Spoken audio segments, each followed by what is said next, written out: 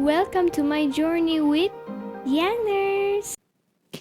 Anyong Yanners, so nagbabalik na naman tayo dito sa panibagong episode ng My Journey Podcast, and since malapit na ang All Souls Day or All Saints Day, syempre ang babasahin nating story ay related sa darating na undas.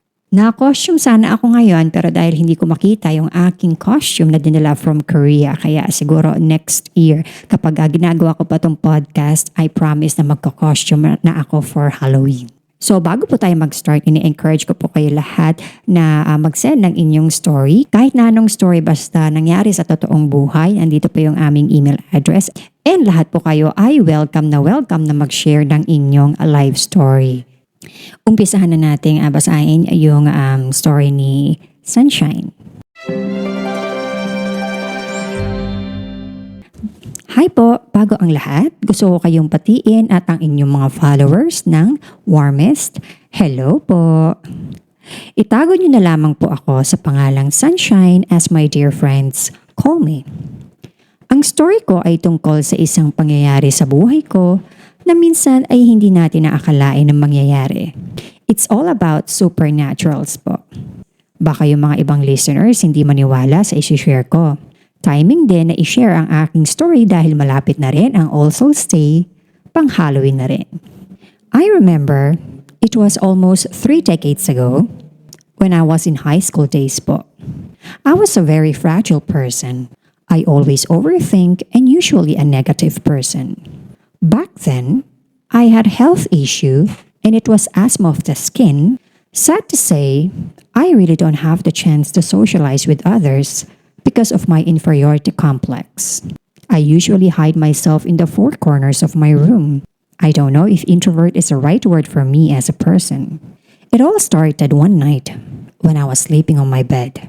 It was almost Christmas season, so the air was cool and I was supposed to have a good night's sleep, tossing and turning on my bed. As the night got longer, I felt uncomfortable and uneasy. I didn't know why. I just closed my eyes, but my mind was still awake. Suddenly, I felt like something or someone was whispering into my ears.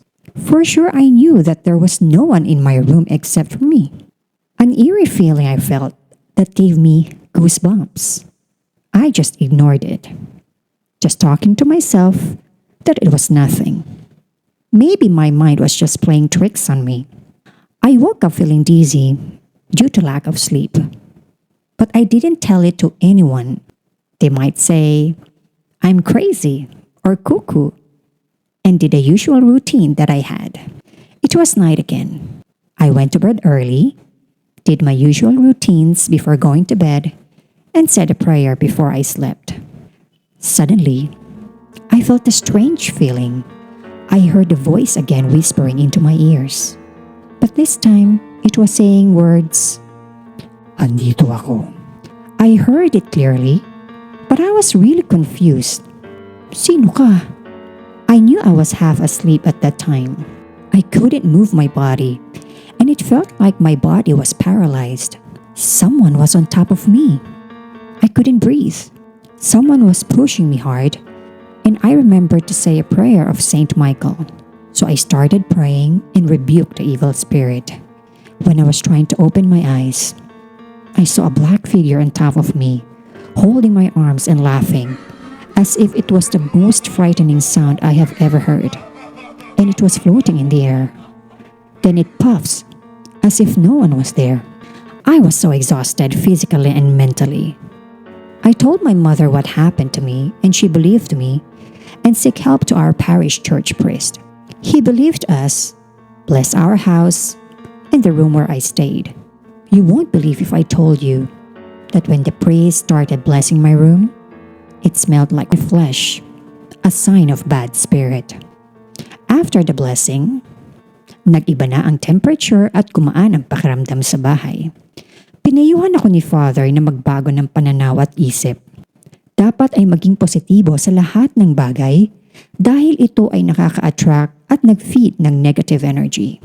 I hope your followers will get some morals in my story and to know that there are also things that we cannot explain. Supernaturals do exist. Thank you for reading my story. More power and God bless. Sunshine. Supernaturals, evil spirits, ghosts, nightmares. Totoo ba lahat ng yan?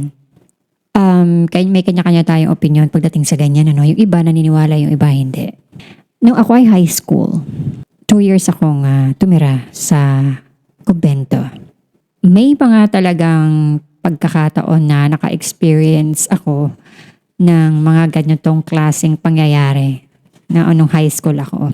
And before nung tumira ako sa kumbento, hindi ko alam kung may totoong may ganyan or wala or yung iba gawa-gawa lang yung kwento. So, nung ako ay tumira na sa kumbento ng 2 taon, may mga talagang na-experience ako nakakaiba.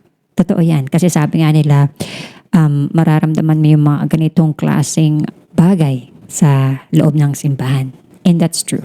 Hindi ko alam bakit simbahan pero siguro dahil humihingi sila ng prayers, no? Kasi simbahan yun That's where we pray. Yung kwento ni Sunshine, nagigets ko yan. Kasi halos pareho kami ng experience ni Sunshine. Yung kay Sunshine lang, yung kanyang kwento, nakaamoy siya ng parang rotten flesh. Yun yung sabi niya sa story. Pero ako naman, wala naman akong naamoy. Pero yung may bigat sa aking katawan, I think yung iba sa inyo nakaranasan ng ganito, no? Gising yung diwa ko, pero hindi ako makapagsalita. Yan yung aking, hindi ko alam kung sakit or kung ano ba matatawag doon. Pero alam ng family ko yan, lalo na ng aking mother na madalas akong magkaroon ng nightmare. Nung ako ay nagtatrabaho na, no, at diba ako na yung nagkwento ng story ko. Kasi nakaka-relate ako dito kay Sunshine dinala ako sa isang albularyo dahil mataas yung lagnat ko. Hindi na ako makapagtrabaho.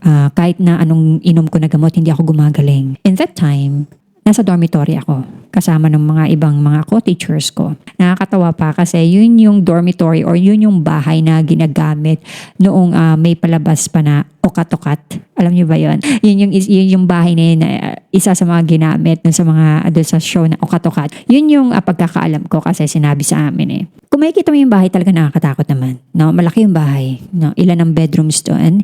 Pagpasok mo pa lang, alam mo na meron dito. Yung ganong feeling, pagpasok mo pa lang doon sa pintuan. Yan, katulad ni Sunshine, natutulog ako. Nauna na yung aking friend na pumasok sa work. It was early morning, I think around 5:30 in the morning or 6 a.m. Ako lang yung natira sa room kasi nga hindi ako makatayo. Tinatawag ko siya pero hindi niya ako marinig. Sumisigaw na ako sa isip ko pero hindi niya ako marinig. So sabi ko, here we go again. Nagkakabangungot or binabangungot na naman ako. And then I saw an old man na parang galit siya. Pinapound niya yung table and galit siya. So sabi ko, bakit may lalaking matanda dito sa room? Sino to? Yan. Pero alam ko na binabangungot na ako. Sinubukan kong labanan yung feeling na yun. Talagang sabi ko, kahit anong mangyari, lalabanan ko to. No? Hindi ako pwede magpatalo. So sinubukan kong sumigaw sa isip ko. Sigaw ako ng sigaw and then dun sa kagaya sa pelikula na yung bigla ka mapapaganon. Yes, it happened to me many times talaga. Kasi ako ay bangunguting na tao. Kaya hindi ako pwedeng matulog mag-isa.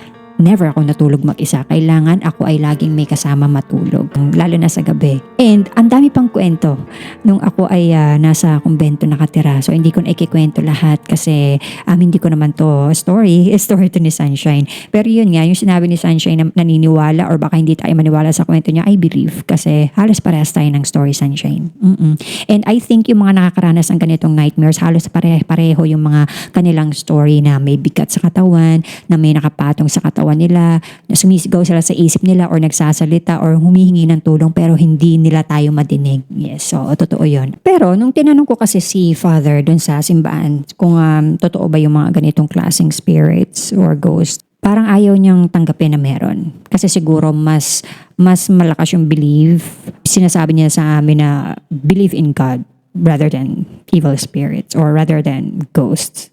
Parang ganun ang gusto niyang sabihin sa amin. And then kapag nagsasabi ako kay Father noon na yung mga ganitong kwento, sabi niya just pray. So pag ganun, pumapasok kami sa loob ng simbahan ay nagdadasal kami. Kasi yung kumbento, katabi lang ng simbahan, kumbento. Kapag mga ganitong darating na undas, yan talaga yung lagi po pasok sa isip ko yung mga ganyang kwento, yung mga na-experience ko din. Lalo na nung ako ay nasa kumbento, talagang makapanindig balahibo talaga na nakakatawa and yung experiences na naranasan ko dyan.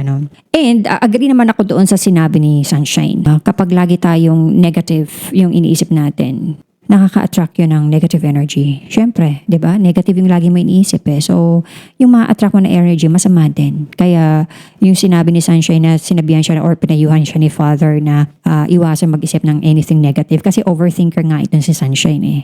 So, iwasan ang mga negative and maging positibo lang sa buhay. Totoo yan. Sa buhay natin, iwasan natin maging negative. Palaging galit. Kasi talagang kapag lagi kang galit, talagang lahat ng negative energy sasaluhin mo talaga yan sa buhay mo. So, itong darating na undas, wag nating kalimutan yung mga mahal natin na yumao na. Lagi natin silang ipagdadasal or kung hindi man tayo makakadalaw sa kanila sa cemetery, ipag-pray natin sila. Kasi kahit na wala na dito sila sa mundo, they still need our prayers. Kasi nandito lang sila sa tabi-tabi. Oo. And hindi ko alam kung meron akong katabi ngayon, pero kung meron man, ipagdadasal ko kayo. Huwag nyo lang akong guluhin, utang na loob. Salamat Sunshine sa pag-share ng iyong story. So itong darating na undas, lagi po tayo mag-iingat sa biyahe, mga uuwi ng probinsya, mag-ingat po tayong lahat. And always remember, life is a journey.